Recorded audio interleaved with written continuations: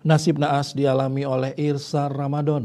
Balita usia 3,5 tahun tersebut meninggal setelah hanyut di saluran irigasi Jalan Pesagi, Desa Pesagi, Kecamatan Karangasem, Sabtu 30 November malam.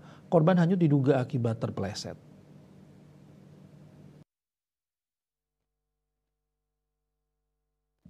Berdasarkan informasi di lapangan, peristiwa nahas tersebut terjadi sekitar pukul 20.30 WITA.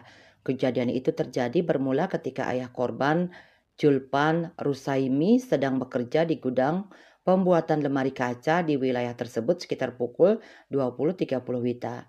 Kebetulan anaknya bersama saudara dan sepupunya ikut ke gudang tersebut. Saat itu ketiganya pamit untuk berbelanja ke warung.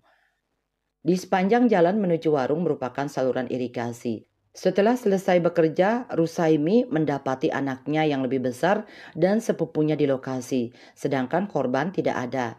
Dan dikatakan jika korban sudah mendahului pulang ke rumah. Setelah itu, Rusaimi bergegas pulang, namun korban tidak ada di rumah. Merasa khawatir, dirinya kemudian melaporkan bahwa anaknya hilang kepada masyarakat sekitar, sehingga bersama-sama melakukan pencarian di saluran irigasi tersebut. Ketika melakukan proses pencarian, ditemukan sandal yang dipakai korban di sekitar aliran irigasi. Kasih Humas Polres Karangasem Ibtu Igede Sukadana membenarkan adanya peristiwa tersebut. Kata dia, setelah melakukan pencarian, korban akhirnya berhasil ditemukan sekitar 2 km dari lokasi Rusaimi bekerja dengan kondisi tidak sadarkan diri. Setelah dilarikan ke RSUD Karangasem, korban sudah dinyatakan meninggal dunia.